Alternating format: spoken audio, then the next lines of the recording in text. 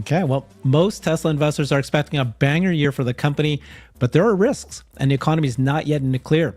Today, we're going to ask the bulls what needs to happen next for them to stay bullish for the year. What are all the things that can go right? But then, what are all the things that can go wrong? We've got the bulls here with us with today. I've got Alexandra Mertz, the Tesla boomer mama. She's known as the queen. We got Jeff Lutz, also known as Mr. Rational, the rational bull. And then joining us shortly will be Larry Goldberg, the golden bull. Welcome, Larry, Alexandra, and Jeff. How are you guys doing? Herbert, for a second, I thought you were going to call me a queen too, but glad you didn't. Yeah, well, I mean, he calls me Larry, so it's okay. It's all fine. It's all fine. He doesn't know anybody it's not is. on the script, right? Jeff joins at the very last second. Yeah. Let's talk Tesla stock. Of course, it's gone skyrocketing up, then it fell down. Now it's kind of sitting up there, but we're now still at the all-time high we've had in the past. Not quite to the 480s, but 2025 is here. People are still very bullish. What do you guys what do you need to see for you to stay bullish? I was talking to Nick Gibbs yesterday, and he's pretty down on the economy. Very conservative of what might happen. Are you guys still very bullish for the year, or what would you need to see to happen for you to stay bullish? Do you want to start, Jeff? Oh, sure. First off, I mean, Tesla made an outsized move, from November to where it is today. And, when you have those kind of outsized moves, you're going to have some, instability along the way. But in general, this is a big move, and it's really going in the right direction. In terms of going forward, so we have milestones and we have catalysts coming up. We obviously have the earnings call coming up, and I'm just trying to think logically about the earnings call. I'm trying to think about, just to your point, Herbert, what are the things that could be challenging, and then what are the things that are super positive. But if you just set yourself back to October, third week of October last year, when Tesla had their earnings call, they really put a backstop under the company. They beat on earnings and gross margins in all the three areas of auto, energy, and services. And I think that really helped in the mind of analysts of saying, all right, there is an underlying, strength in this hardware business that is going to fund the rest of, Tesla's growth and what they're doing. The other big thing is operationally, and this is what you hear me talk about a lot on your channel, Herbert, that a lot of people just don't talk about the operational prowess of Tesla, and the fact that the way that they manage their inventory, they kept their balance sheet inventory in the prior quarter stagnant, talking about Q3, and yet they grew production and they grew shipments. And now in this fourth quarter, they did a big drawdown in inventory, probably on the order of $1.4 billion or so in assets. So they basically doubled the cash projection, the free cash projections last quarter. And my guess is they're going to be in a pretty good spot this quarter as well. And so we'll have to see. But I mean, obviously, I think the way that the initial reaction to P&D was typical of, Tesla misses by 100 units. You have people coming out and trying to project that out 10 years and saying the business isn't growing, blah, blah, blah. When you really get it down into operational terms, you're talking about 1 or 2 days of shipments, and the broader thesis for the company is not dependent on 1 or 2 days of shipments. It's dependent on going autonomous, both with vehicles and eventually with humanoid robots. So now I think we're in a position, we're going into this earnings release. Think of the state of mind. Plus 22% notre. Yeah. I would say in terms of think of the kind of the state of mind of the kind of the earnings call, the management team, Elon. So going into October, third week pre-election, 2 or 3 weeks prior, I think he was confident in the election results. However, nobody knew what was going to happen, to be honest with you, the way the polling was going with any certainty. So, but Elon was very bullish on that earnings call going forward. He was bullish about autonomy. They told you on the earnings call, by the way, they gave you significant alpha about the next release that hadn't come out yet for consumers, the next FSD release getting to basically 1,000x improvement from their earliest release in the year, and then from their main release line from the summer of this year, the 12.5 series. They told you that, and they had internal data that showed that, and now consumers are actually seeing it. So I have to go back to thinking of like what happened in the last 90 days. I can't imagine like that the world, came to a complete halt, or there's a huge challenge that was a new challenge in front of the company that wasn't there 90 days ago. And between this 90-day period, you've had these Deutsche Bank conferences, you've had these statements, where Tesla reiterated the lower cost vehicles on track for the first half of this year. You had Elon at a CES kind of on a webcast interview confirming the ability to be safer than a human and perform better than human driving. He said 90 days, Q2 of this year, very bullish. The commitment for unsupervised in the second half, and then he spelled out the Optimus ramp in a lot more detail than the company ever has before, and really kind of surprising people with the number this year, and then the 10x growth going on. So I have to go back and I have to look at these 90-day periods, and it feels like more of the positive catalysts are stacking up. Now, there could be some negative catalysts. I'm sure from a headline risk perspective, there could be headline risk on gross margins. I happen to think this is very difficult to predict on the outside of the company. This thing could go above 20% easily for many reasons. It could also be stressed for many reasons as well, including the extended promotions at the end of the year. But the company's structurally is in a very good position to grow gross margins. So long story short, I think there are a couple of headline things that could trip up the company. Maybe we'll talk in more detail. My other primary question in terms of challenges or risks is, how is the Megapack business in the United States going to make that transition away from China LFP in time to deal with either tariff restrictions that we impose upon ourselves in the US, or export restrictions that China does from an offensive perspective on LFP technology. I know we saw a little bit today in terms of a patent, but now you need a full production plan to support Megapack growth. So that would be another challenge and a question I would be asking the management team. And I'll pause there. Yeah, I was going to ask you about the gross margins. So Jeff, you're very bullish, right? In Q3, they reported 19.8% gross margins, and the auto gross margins was 17.5 or 17.05. In this particular quarter, Q4, when they report it next week, a couple of weeks from now, what if it's a complete crash? Because do you expect that the Model Y refresh is going to be, it's going to weigh on that gross margins? Yeah, well, it will. It'll actually more weigh on gross margins in the first half of this year as it scales up than it did last year. Last year, lower volume, lower absorption, lower impact on gross margins from the new Model Y ramp up. If anything, you're going to see it in the inventory line of them having to bring in that material prior to being able to ship it at the rate that they're able to ship it to in this quarter.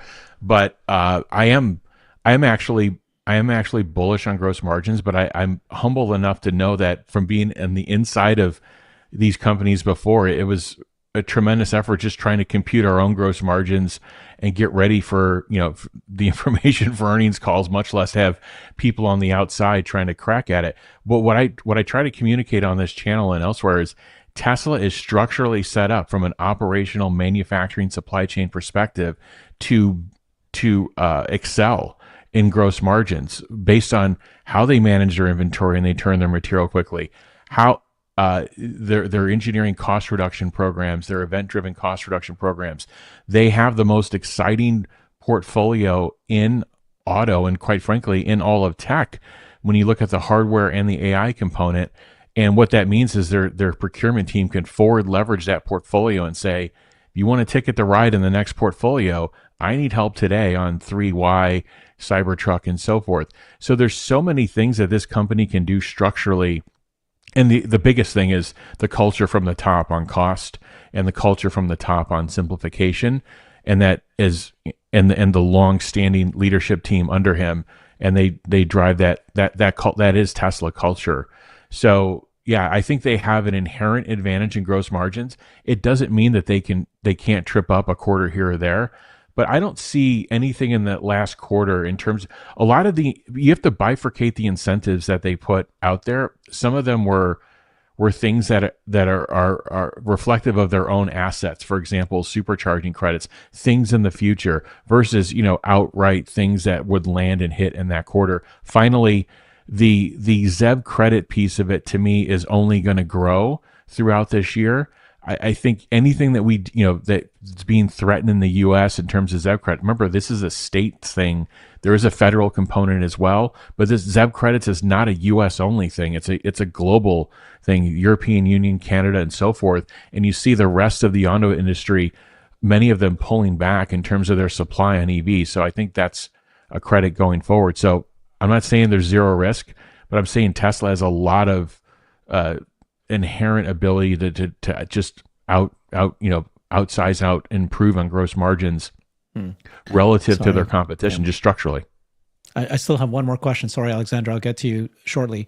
What happens with the economy, right? So they've now, I think most economists are projecting that they're not going to do a rate cut in March anymore. It'll be in June. If that is what happens, what happens? What happens if inflation continues to pop up again? Will that affect your bullishness for the year for Tesla? Yeah, if the 10-year rate does not come down, or if it starts just racing back up again towards 5%, what that could be screaming out is basically the bond markets think the Fed has made a policy error, and assets equity assets won't do as well going up in that direction. But I don't think that that's going to happen, quite frankly, in this. That's not my base case in this administration, but that would be a risk as well in terms of those rates keep going up. Not so much in terms of like vehicle purchases and financing, but just the people not putting money into equities and they're putting them more into other other assets besides equities. I think that's where the risk is. But just this week, there are data points on jobs, retail sales, and of course the CPI and PPI came in cooler that have only increased the chance of a cut. And I think it's taken this hike conversation, at least in the near term, off the table, which has been plaguing the markets for the last couple of weeks. Okay, so you're very bullish. How about you, Alexandra? We saw the stock go up and we saw it fall, and then of course it's kind of recovering at this point. But are you still very bullish, or are you? What do you need to see next for you to stay as bullish as you have been? Well, let me first apologize because I spoke in French to my husband, didn't realize the mic was still open. So Jeff, I'm sorry I interrupted you. No worries. But thank you. Yes, I'm still very bullish. Big picture. Big picture. There is absolutely nothing that worries me, and that means for me, a medium to long term, minimum 2 to 3 years investment. So that is just my view. I'm not a short term player. I'm not a short term option player. When I have options, it's really on a longer scale. So big picture, yes.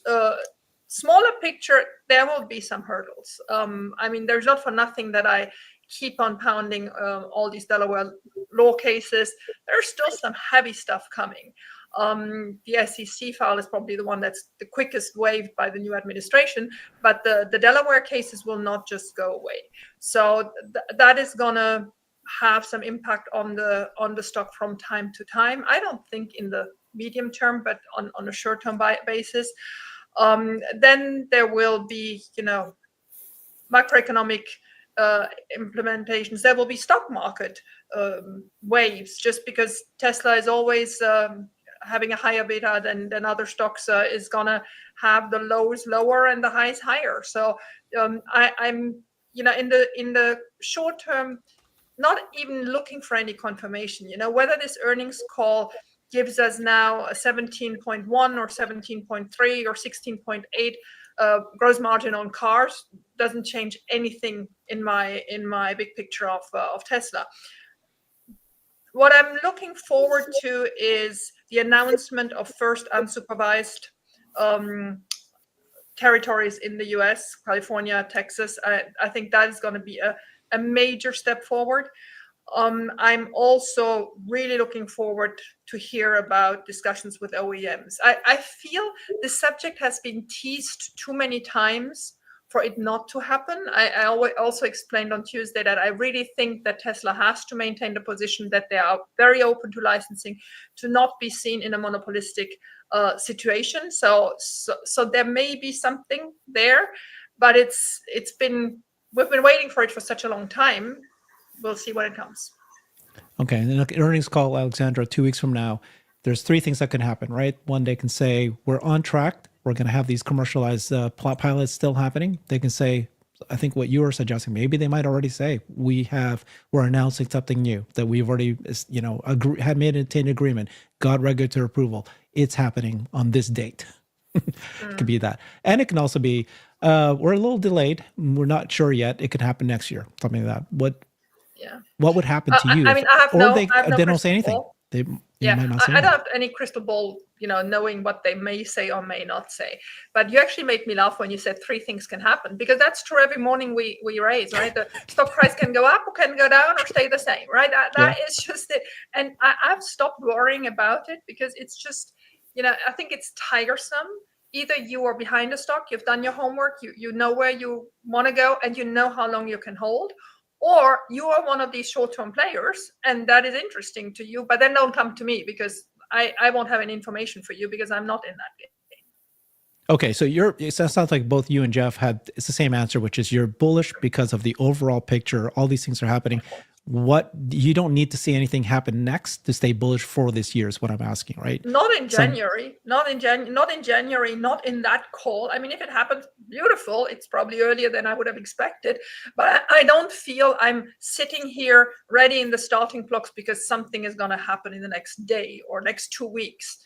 It will eventually happen, and I'm actually less and less of the opinion that Tesla is merely late. I don't think they're merely late. I mean, if you've driven FSD 13, they're not late. They're just ahead of everybody else.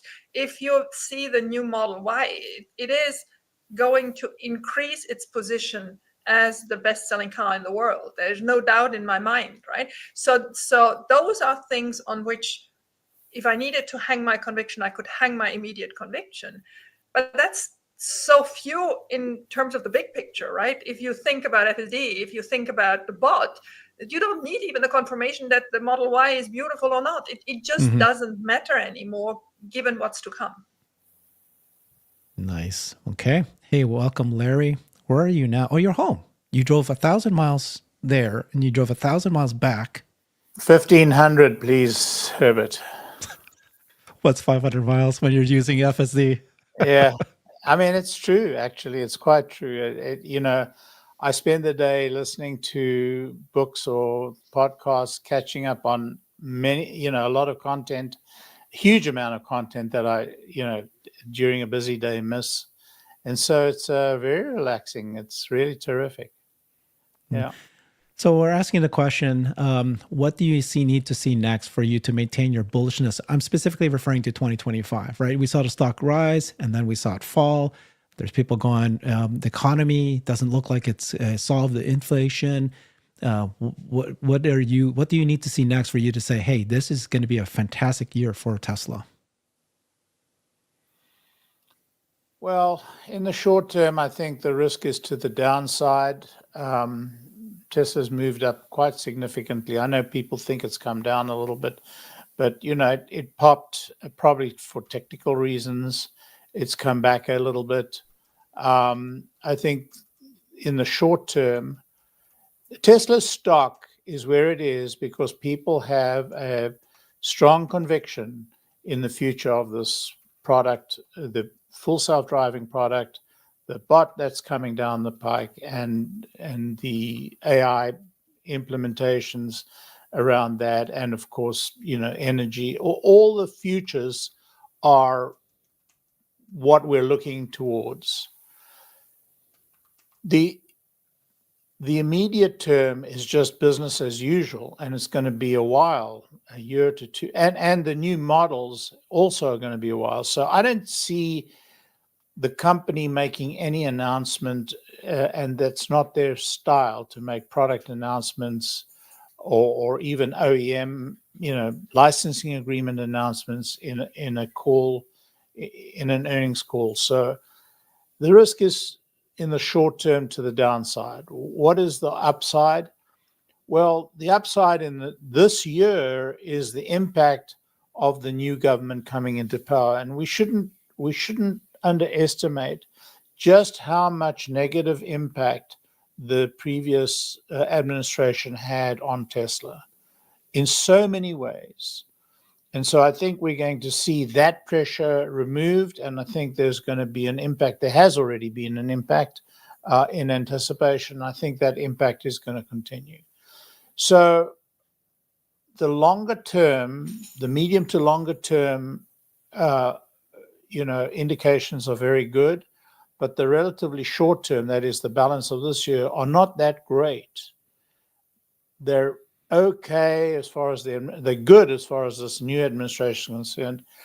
They're okay as far as the economic climate is likely to impact it, but they're not that great from the point of view of where the market is. I think it would be foolhardy to think this market is sitting at a low level right now. It's high.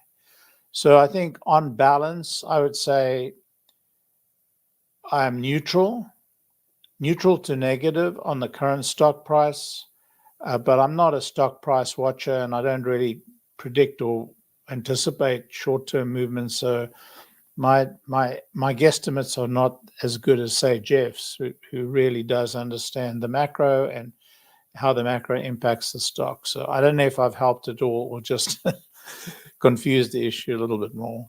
Yeah, I mean, all three of you guys answered the same way, right? You're looking at the long term. In 2025. But, I guess my point was all three of you have said that 2025 is the year of convergence, the year of ignition. Remember, I asked you, give me one word that you would describe 2025. It's the year where everything's going to show up. And then some people are a little skittish to see whether or not this year will play out the way they did. So let's take a look at this kind of the next agenda item, which is very similar, right? I asked you guys, what do you need to see next to keep your bullishness? But a bear trap, right? What are all the things that can go right this year? And then afterwards, I'll ask you the bull trap. What are all the things that can go wrong this year? Jeff, why don't you start us off? What are all the things that can go right that you're expecting that has a high possibility will happen and go kind of like month by month? What might you see? Yeah, I think Tesla's going to return to hardware scaling. And I think Alexandra was right in terms of it doesn't have the same prominence as it has before. And I agree with that. Same thing with 17.1 versus 18.2 gross margin. You just want to make sure that this business is throwing off cash and is in a stable position, especially as the macro does improve from a rate perspective over time. So in terms of if I would say the things that your question, Herbert, was where the things that can go right or things that should be going right this year. That could Hardware, definitely return to hardware scaling is a priority, of course. But the big thing is unsupervised. And in Tesla form, what Tesla's already doing is they are running unsupervised with their employee base right now. And that's true to Tesla form. They tend to, everything that you see Tesla doing, they're doing in some sort of prototype form, and they scale it up in volume in the background, and then they kind of unleash it onto the world. You even think about the software running in your vehicles. Many times you're running new features, new things in shadow mode so they can collect information for you. You don't even know that you're doing it, but they're collecting data in the background. And it looks like they're doing the same thing with running unsupervised by their engineering offices. And obviously, they'll have the ability to expand that. So I think those are two of the things that I think they have a good chance of going well, but there's also obviously risk on the other side of like, what does quote unquote doneness look like? Is it just getting some sort of approvals to operate in 2 states this year, or what does doneness look like? But I think the other thing that could go right is, and I think one of the things that we've stumbled upon, we talked about this on your show for the last 2 years, basically, Herbert, is when is the market going to realize that this company's transitioning from a hardware bending metal automobile company to a company driven on autonomy. So now we've seen some of it climb some of that wall as relates to vehicular autonomy. But when is that next moment going to be as it relates to humanoid robots? And when is the market going to realize that Tesla's in a special position here? Because I go back to my comments on that truth table. In a truth table, or kind of in digital logic, when you have an AND gate, you need two inputs to be true for the output to occur.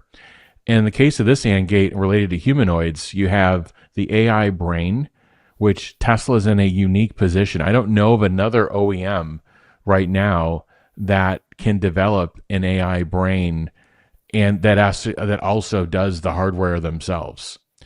So Tesla's in a unique position with the AI brain that's going to be leveraged off of all their great progress on the vehicle. And then, of course, the manufacturing capability, which it'd be a longer show within itself. All I'll say is Tesla's going to put themselves in a position to scale and get to the right price point. Other people are going to build humanoids. You're going to see many companies, many humanoids out there. The question is have you put yourself in a position to scale so the cost of capital for a set of consumers to adopt your product as a fleet and to be able to buy it in volume, have you lowered that bar enough? And I think Tesla is uniquely positioned to do that and uniquely positioned to leverage their automobile business and scale there as well to do it. So I think of the things that can go right is scaling back in automobile hardware, getting real unsupervised autonomy out there, and then this moment with the humanoid and the realization with the market. Okay. What I'm actually asking is month by month for 2025. Maybe Alexander, you can do that. What are all things that can Were you happen saying each month? You didn't ask me month by month. Of course not. He's just inventing that. He's just making stuff up as we go on. Maybe Alexander, you can do it. I'm pretty sure I said month by month. And I'm not going to do Monday, Tuesday, Wednesday. I mean, come on, Herbert. I'll get Larry to do it then. Not 5. All right. I could do it. Jeez, guys. Okay. It's very simple, right? Earnings call happens. Maybe quarter by quarter would be a little bit better than month by month. Okay. Quarter by quarter. See? Do you want to do it, Larry? Give us a quarter by quarter. What could all the things that could go right that you're expecting to happen in 2025? Well, each quarter has its shareholder call, its earnings call, and those earnings calls are very critical for setting the stage for the coming quarter. And so the one thing that can really go right is for Elon to turn up, show up, and actually be very positive. If Elon is positive, and he's certainly shown the propensity to be that in recent quarters, and if he continues in that vein, we will see the earnings call be a catalyst rather than a depressive. So that's the first thing that can go right in a big way. The second thing that can go right in a really big way is consistent releases each quarter of FSD. If we see quarterly releases of improvements in FSD, because there's only a small group of corner cases left for FSD to solve. And each of those small groups can be tackled on a quarter by quarter basis, or even sometimes more than one group. And that will have a huge impact. And the third thing is release dates for, firstly, we've seen, the new Model Y roll out in China. The big catalyst will be the Model Y rolling out in the US, because until that happens, we're going to see depressed sales in the Model Y. And so that's a big deal. So if we see Q1 early, well, we're already early in Q1, but soon, a release of the Model Y in the US, that would be a huge catalyst. And then release of, the next release of the Cybertruck is towards the end of the year, but somewhere in the middle of the year, the announcement and the show of the lower cost, model, whatever we're calling the next Model Q or whatever.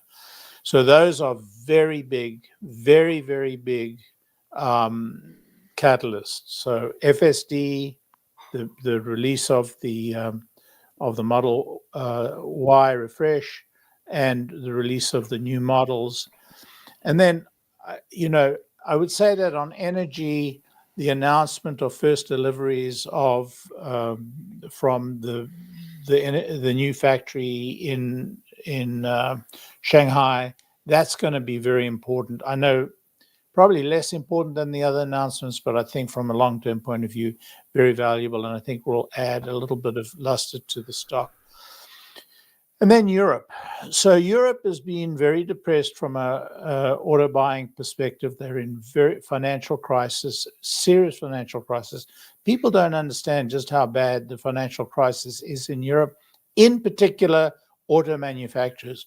All auto manufacturers are in deep doo-doo in Europe right now.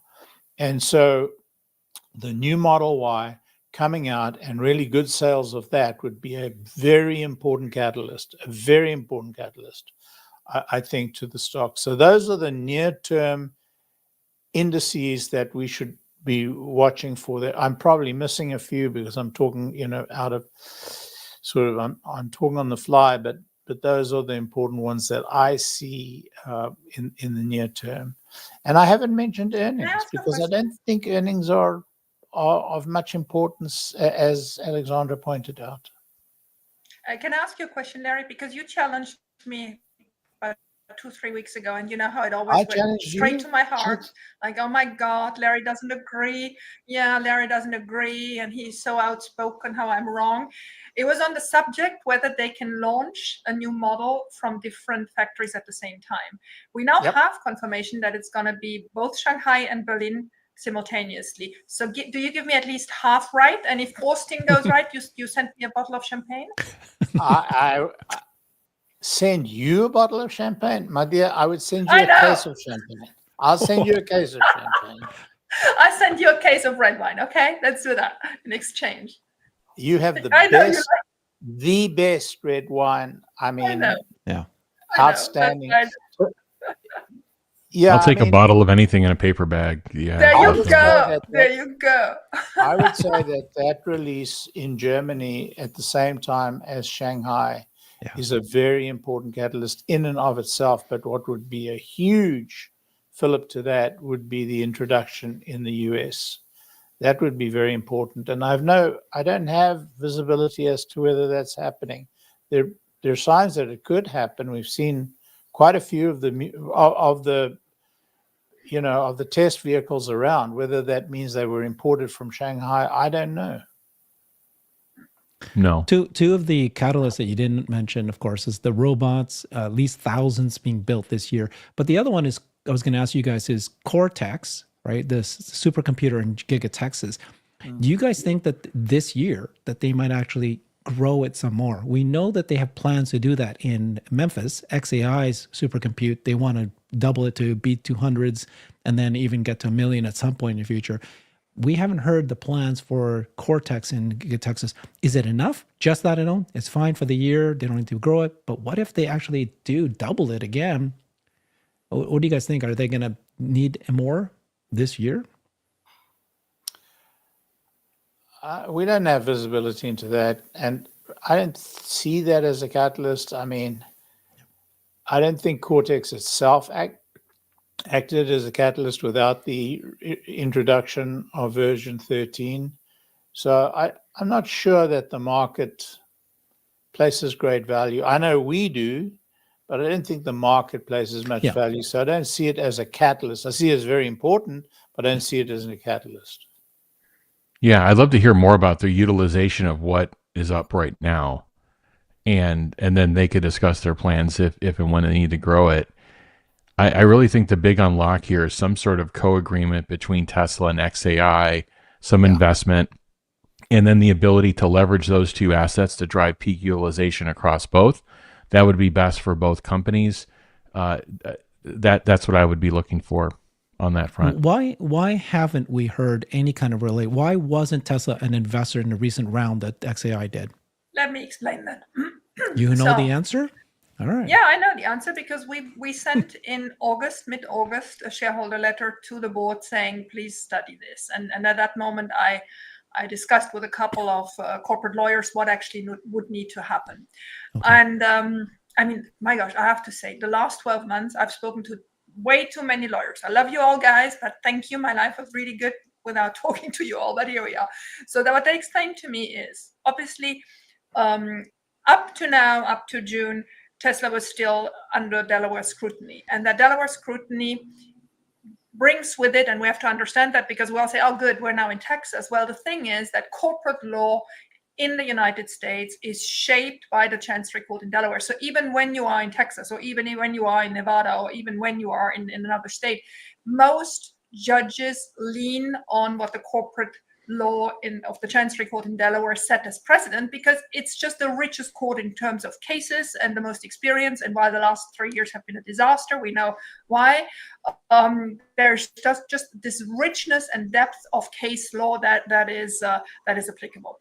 So that's a fact. So in the second shareholder vote setup, we learned a lot, including the fact that Tesla now uses this institution of special committees to make very transparent how they come to decisions, because the Delaware judge has a lot to say about how she thinks there's intermingling between the different board members, and Elon being a controlling interest, and blah, blah, blah. I'm not even going to bore you with all that. But to avoid the subject of being scrutinized on, oh, you're doing that not in an objective manner, they need to put in place something called a special committee. So a special committee means that at least one board member and a committee of specialists, of lawyers, of whatever, work together for a set time on a certain matter. So the investment of XAI would fall under that, meaning after our letter, if they want to consider it, they would put in place a special committee, and that special committee then has to come up with a recommendation of, yes, Tesla invest, and at what price, because pricing investments in AI firms at the moment is like all over the place, right? And being Tesla, it has to be, proof thick that they came to the right valuation, that there is no favoritism of Elon's company, or the other side, that they're not going in too cheap and then can't have it or whatever. So it's very crucial that this price finding comes there. Then it would go. So once the special committee comes up with all these conclusions, it goes back to the board. Then the board has to decide, do they want to do it now that they know all this, what has been studied. And if they do, they would then call a shareholder vote. So last year we voted in June. We got the proxy statement last year in April. So we could get a proxy statement, if it's the regular shareholder meeting, anytime between February and beginning of May this year. Because there's a rule that you have to have a certain space between regular shareholder meetings. You could call for an extraordinary one, but I think we're close enough that they would include it in the regular 2025 shareholder vote. And I think there are a couple of other things they want to put in there as well. So until we have that proxy statement in a couple of short months, we will not be able to do anything. Then we have to vote on it.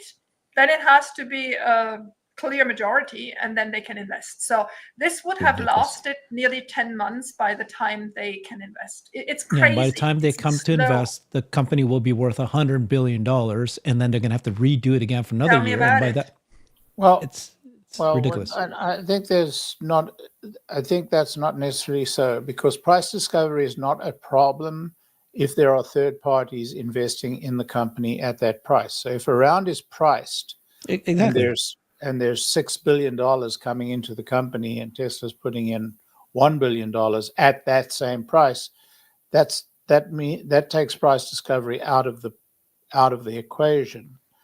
But I don't know. I'd be interested to hear what Jeff has to say, but I'm kind of skeptical that Tesla will invest directly into XAI. But what do you mean? Elon already said that we will allow. X is invested in XAI. He said Tesla will as well. It's not for Elon to decide. I mean, I love the guy, and I think he should have this power, but he does not. We're a publicly traded company. It's the board, and if the board delegates it to the shareholders, it's the shareholders. It's not for Elon to decide. Remember, he also had 3 years ago the recommendation that he wanted the board to start purchasing back stock, right? He was favorable to that. I think it was the Q2 2022 call, but I may be wrong on that one. But in an earnings call, he very clearly said, I'm favorable to it. I'll propose it to the board. Never came out. We're all very happy it didn't come out. But Elon's power in Right. this whole game is limited. I don't think he said that actually, Alexandra. Oh, He I will did. find that to you. Oh, He said, I'm pretty sure earnings call. he did. He said when we're in a situation where we no longer need the capital, then I'll that's ask right. the board. It's true. Mm-hmm. I'll find it I to just you. don't think it's been the right political climate up to this point for Elon to literally do anything. Yeah. And it has been restrictive. So I actually think we're kind of at this starting point here of, I mean, he talks about the golden era for the country, but also the golden era for his companies and his ability to leverage them and grow them. So I think you may be entering a better political climate. Unfortunately, the valuation of XAI has exploded over this time period. But yeah, I don't know if we want to move on. Yeah, well, thank you for explaining that, Alexandra. The other thing you did this last But week, not was Larry you- and Jeff. Well, Alexandra explained very Larry? clearly. She gave me a month by month blowdown of what's going to happen. Thank you. So we're in the bottom. We're in the bottom quartiles. Oh, come on. And me. We There. get it. We understand. There, put you guys at the bottom. That's We just where- need 20 more guests so I can get into the bottom 5%. Get myself Alexander, on the thank list. you for giving us that explanation.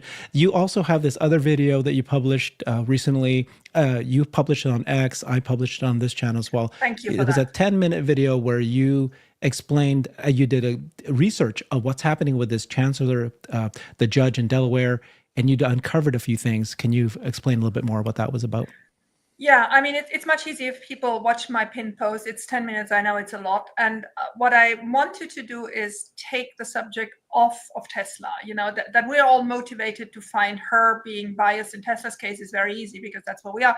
But I wanted to get to a case where we have nothing to do with it, yet it resembles a lot to other cases that are Tesla cases. For example, in this case, which I haven't addressed yet, in this on brother and sister case, there's also a shareholder vote that was taking place and that was being ignored. So there's a couple of similarities, but it is a completely different case. It is on a much smaller scale, and it's not decided yet, so we don't know her verdict yet. But in that particular case, Chancellor McCormick did, in my view, and who am I? Again, I'm not a lawyer. I did check with a couple of lawyers on certain specifics with it, but I didn't run my video by lawyers because I just felt if I give it to lawyers, it'll never go out. So I may as well take that risk. And there's a couple of specifics in there. The case should have been dismissed. The case should have given, if not dismissed, there should have been a better scrutiny of transcription errors, which were completely dismissed as well. And there were wrong instructions given to the defendants who wanted to appeal to the Supreme Court. And so there were a couple of real big mishaps, and I just lined them up. My intention with that video is only that I, start a discussion. My facts may not be complete, and they're for sure not complete because there's only so much I can do, but that somebody looks at it. And I think we have achieved that. I've heard back from people in Delaware that they are looking at this now. So that's good. I have no idea whether something will ever come out of it, but my gut feeling just is that this judge has a lot of power, and there's stuff happening in Delaware, where certain law firms seem privileged, or certain cases get fast-tracked and others get slow-tracked. There seems so much there, and I mean, who am I to uncover it all? Not at all. That's not my mission, but at least be the one that kicks off other people doing what should be done. Yeah. Thank you for doing that. You need to shine a light and then and investigate and see if this is happening. But there's enough there that you pointed out that it's very clear that she has an agenda against Elon.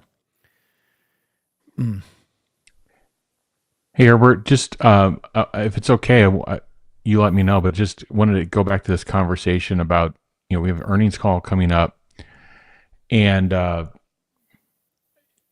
want to just Elon's frame of mind, and I think Larry brought this up.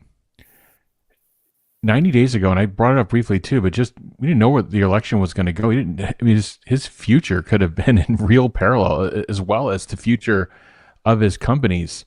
So I'm not saying that there aren't challenges in front of the company in terms of reporting earnings and things that could have happened relating to a number of different things. And like I said, all of us did bring up challenges. I brought up the LFP challenge from the Mega Pack, but I'm just thinking of Elon's state of mind. And if you look at his earnings calls over the last 3 years, and Larry kind of got into this, I think it was really appropriate. When things were going in this wrong direction, economically, rates, everything, Elon basically kind of plotted out for the next 18 months of like, hey, this is going to be a very difficult time period. And then his last 2 earnings calls have been, again, pre-election, have been very positive. I'd have to think that there's, and we're going to be coming off of the inauguration, we're going to be coming off of just tremendous momentum and getting things started. I think there's going to be some instability in macro, to be honest with you, because the market is shifting and moving based on everything they hear from this transition teams. And their transition team, they're talking about 100 executive orders on day one.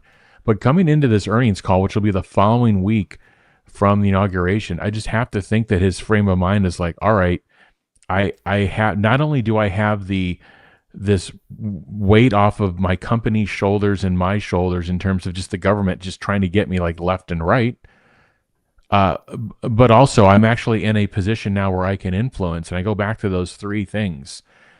We need this overall deregulatory framework, deregulation occurring, but we need Elon to enable these 3 things with this close proximity with the government. One is the proper AI regulation as we introduce all this technology that's AI related. 2, the proper federal autonomy framework and getting that process kicked off, at least sponsoring that, but letting another committee kind of figure out this from a federal perspective. Right now, if you're an OEM and you're trying to build an autonomous solution and you're trying to deploy in the United States, and you may with today's framework, you may encounter 50 different regulatory requirements because it's state driven. That's madness. You wouldn't actually pour more assets into developing this until that's figured out. So I think that's going to be an unlock for Tesla, to be quite honest with you, especially with Elon's proximity. That was the second thing. The third thing is just this introduction of humanoids and what is it going to do to our society, to our labor, to society, to everything. And I think his proximity to government, I can't imagine these things happening in a very smooth manner. I think they're going to be challenged regardless, but his proximity to leadership and government, not only in the United States, but then that leverage globally, is just an unbelievable forward catalyst for the company. And I believe markets have started to price some of this in, but I actually think it's going to be quite the unlock for Tesla. So I just think in this 90-day period, I don't see many gigantic new negative surprises. I could be wrong. The one thing that I tend to bring up is just Tesla's transition now for battery sourcing and how they're going to manage that in the United States and globally, and then how they're going to deal with some of these geopolitical back and forths that occur. Those could be some kind of storm clouds on the horizon, but they're probably best positioned to deal with it. And Elon himself as a negotiator is probably best positioned to deal with it. Wasn't a report saying that he was given an office in the White House? Yeah, there's reporting on that. Yeah, this is the thing that a lot of the bears and shorts are just, they're waiting. They're waiting for some sort of, even the media is trying to invent ways to form some sort of divide. They're even trying to do, naming and titling of Elon and, the real president, or, all these different, they're trying to do things to drive this wedge, and Elon and the president-elect have figured out a way. They're 2 of the biggest trolls, highest profile trolls in the world. And so they're probably reveling in this and trying to figure out a way to how to troll the media back, to be honest with you. I mean, the one thing I would not bet my money on is whether Trump and Elon are still friends in 4 years. I mean, they're both so alpha and so, opinionated. And I mean, they see the bigger picture. And at the moment, they're as close as can get. But this is so explosive. Wait and see. I think a very important piece of this is how Elon relates to the Vice President Vance, I think that's important, because I think, this is Trump's second term, and that changes everything. Normally when a president comes in, it's his first term, and so he's coming in fresh and and so on. This is his second term. That changes the dynamics very dramatically. I don't see, I may be wrong, but I'm aligned with you that I don't see any space opening up between Elon and Trump. I think people underestimate both of those people in terms of their maturity. The biggest issue for me is that Elon and JD need to form a relationship and build a platform together, because Elon is going to be very important to the next election, very important, and very important to the midterms. The midterms are more important in this presidency than they have been in any presidency in my lifetime. Why? Because Trump is a second-term president, functionally doing a first term. And so the midterms could divide his presidency very dramatically. So for me, and I don't want to get onto a political thread now, but to me, continuity from Trump to JD Vance in a way that enables JD Vance to continue the program seamlessly in the following term, and for Elon to form that relationship is very crucial to how this thing plays out. And so I'm hoping that becomes a seamless relationship, and I hope it becomes a productive relationship, and I hope it, that it goes well. If it doesn't go well, that doesn't bode well, for the future. So the that's Republicans. Yeah.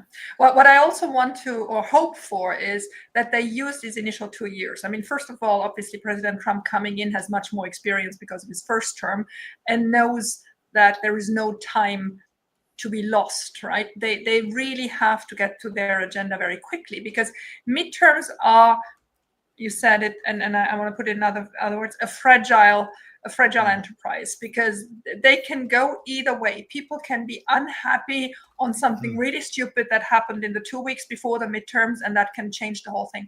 So you have to advance the whole agenda. And at the moment, I feel both Trump and Elon super focused on what they want to do, where they want to get to. And I mean, and that takes a lot of energy. I mean, I had a journalist reaching out to me, and I know to a couple other of our community, Business Insider, they're publishing a long piece on whether people are happy or unhappy with Elon being concentrated on other endeavors than his companies. And obviously for me, again, it doesn't matter, but and I made that very clear. But I mean, they were obviously out to find people who were unhappy, that they wouldn't have called around, that they were not there to hear my voice on this. But they will steer this. They will steer this on a daily basis. Elon is not looking after his companies. Elon and Trump, they diverge on something. Bannon said this and that, and Elon said this is going to be so tiring. Just ignore it. It's worthless to even look at it. Okay. Last segment, we should do a questions from the audience. We asked them questions at throughout the show. So let's start with LJ saying, Alexandra, I love the fact that Dutch pension fund not only lost money, but they're no longer Tesla voters. Dutch pension fund, because of the, what was it? The judge's ruling on his pay package, they decided to sell $350-something million. They could have earned $500 million, but they didn't. Even Elon said they could have done it, but they didn't do well for their constituents. And it brings actually to my mind another case that was just decided in a federal judge in Texas, which is that the federal judge verdict is that American Airways, who put the pension funds of their employees with BlackRock, and BlackRock invested in DEI funds, did a disservice to its employees. So the employees won. It was a pilot who brought the case forward. And the Texas judge clearly said that American Airways did a mistake and should have not invested in DEI funds.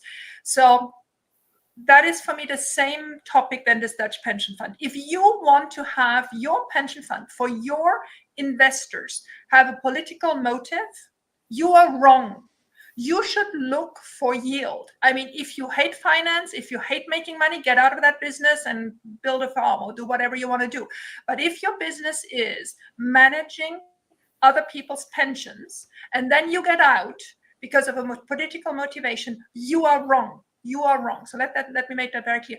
And karma was just around the corner because he went out before the elections, and since then we know what happened with the stock. So he's also ridiculed now, and I just hope somebody in Holland who is an investor in that pension fund sues them, because the same will happen that happened in Texas last week.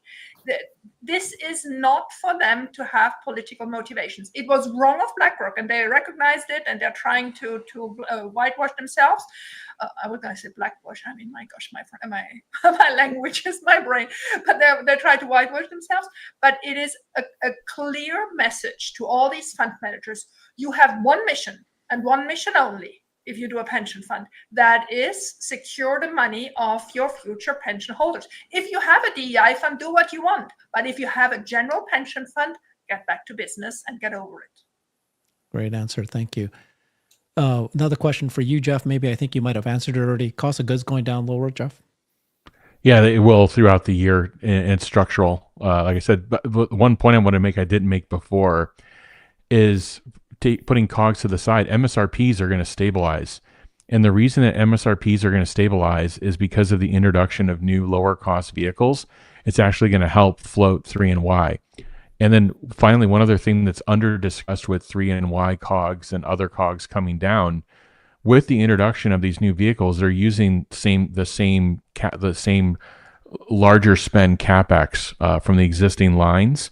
So what that's going to do is that's going to start those newer products at a lower point from a depreciation perspective as its contribution to COGS, and it's going to bring down the per unit absorption for the 3 and Y. So the 3 and Y actually get a COGS favorable boost or reduction from the introduction of these new vehicles. So structurally, Tesla's set up for them to go lower, but it's going to be less and less of the story. More of the story is going to be where the new sources of revenue are coming from.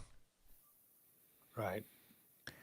Oh, we have the experts here for every one of these questions. I've got a software question for you, Larry, because you've got software companies. If I buy CyberCab, it'll need an automated ride-hailing software platform. Why has Elon not given more info about the software hailing solution, and if third-party software can or will be used? Well, he has given information about the software platform. So the Tesla app is going to be the platform. And the Tesla app already has a huge amount of client interaction, customer interaction, car interaction. It is the ideal platform. I have 4 cars on my Tesla app, my wife's car, my car, my truck, and so on. So, and my brother's car, for that matter. And so, and I interact with all of those, doing whatever I need to do, or checking whatever I need to check. So, and I do all my service. My CyberCab's in service right now, and I during this podcast I got a note to tell me, oh, it's all done. Come and pick it up. My point is, Tesla are deeply experienced in customer relationship application, phone apps, mobile apps, and the mobile app integrates with the car seamlessly. So it's going to expand seamlessly to the support to the CyberCab operation. So I don't think there's a question about having to get more information from Elon. Elon's mentioned it already on calls. So I don't think we need any more information. I think there's a fair assumption that we'll just see an expansion of the app's functionality. I don't know if anybody wants to add to that. Yeah, I want to show something. I want to go. Please, Herbert, go ahead. I'll go first. Let me show you this thing. It's very interesting. This guy sent this note. Clav, crazy thought. Is it possible that Tesla's robotaxi is going to be hosted on X instead of the Tesla app. Look at the design language of these screenshots. If you use X, it's the everything. X becomes the everything app. You got instant, immediate scale, customer reach. You got the design language here. It does look like more like an X app than it does a Tesla app. I thought it was interesting. Take a look at, he copied me, Boomer Mama. I don't see anybody else's names except our names. I think it's much more possible that the Tesla app and the X app become more integrated, but I don't think the X app is an ideal solution compared to the Tesla app, because the Tesla app provides both for the for the management side of the vehicles as well as for the mapping and all the other Personalization. stuff. Yeah. Yeah. You walk in, I it's think got it's your for the hailing, setups. maybe just for the hailing. The user who wants to call it, maybe call it on the X. But the hailing app and the car app are gonna, for many reasons, going to have to integrate, and there's no reason why they can't integrate that onto the X platform. But the design language. There's a simple function, a simple fact of life that many of the Tesla guys became management in X, and so there's obvious transmission of knowledge. So anyway, Can I go ahead, Jeff? related to this question? Can I just bring up one thing that hasn't been discussed yet, and I think it could make people's heads explode? And maybe it's like you guys are just too bullish, but think of the volume scale that they're going to have with the Cybercab and the reach that they're going to have with their autonomous network. Yeah. It's going to be there's millions of vehicles instantly. What's one of the things that they can do that has just been not discussed, I think, for a reason, and that is running ads and hosting ads, because they're going to have location awareness of you, where you're calling the vehicle from and where you're going to. And as the ride occurs, as you're going through various destinations, various things can pop up and want to prompt you.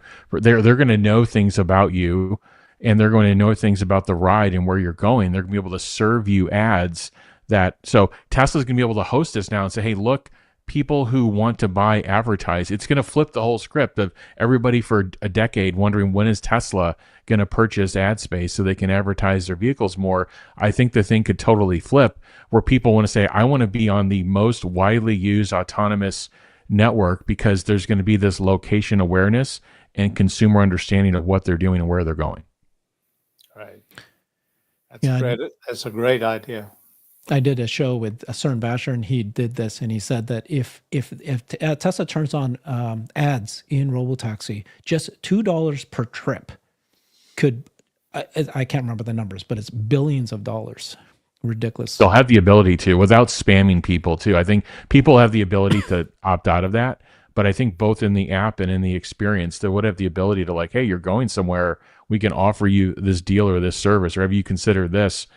I just think the opportunities are there. Question for both of you guys, I guess, all of you. Elon said that all vehicles after Cybertruck would have 48-volt architecture. Why did this not show up in the Y refresh? Well, I mean, a number of reasons. I mean, first off, the Y refresh, there's many, when you do a refresh, you're actually trying to drive majority reuse from an existing platform, and you're not supposed to be re-architecting the entire vehicle. The other thing is the timing of when those things started versus the release of the Cybertruck. But I believe the statement was more of, for new vehicle platforms, the next vehicle platform after the Cybertruck, which will be the Cybercab. I believe there's an opportunity for that to occur. What he said. All right, maybe we can do one more question here. Which Tesla price would be a split? When would you see a split if Tesla goes up a certain number? Completely irrelevant. I hate these Exactly. questions because it really just doesn't matter. Whether it's 400 or 200, what the heck? And I mean, I know there are some people who prefer having a lower stock price because they can invest in full share. But fractional shares exist nearly everywhere now, so it's completely irrelevant. Did Herbert ask that question? Did he put it under a pseudonym? Yeah, of course. First of all, of course. what are you talking about? I agree with Alexandra, which is it doesn't matter. But every Oh time I ask my a question, God! I think. Wait, can you clip that? But I agree with Alexandra. I think when the share gets to $1,000, I think it will split. Yeah. Yeah. Again. I agree. It doesn't matter. Every time I say that, though, everybody says, "Oh, of course it does." Why?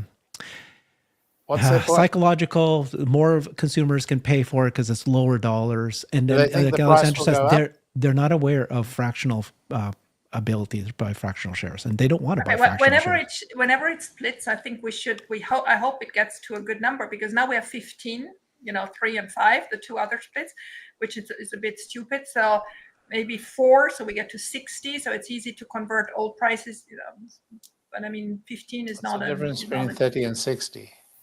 Or 30, yeah, but I mean, like I said, maybe not 3, because 45 is sort of an odd number to adjust, right?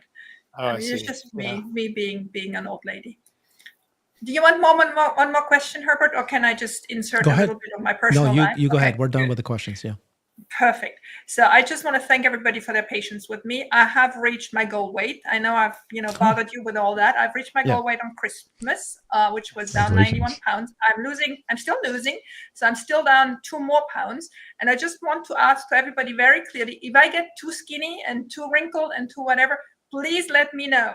Nicely, but please let me know, because I'm getting so motivated now to want to lose more and get to the famous 100 pounds, 90. Exactly. That's all I asked for. Wouldn't it be cool if you could say I dropped 100 instead of 90? But it's a big deal, though. It's like a huge deal. It's amazing. It's not important. Congratulations. So, thank you for your patience with me, because it was important I could share that while it was going on.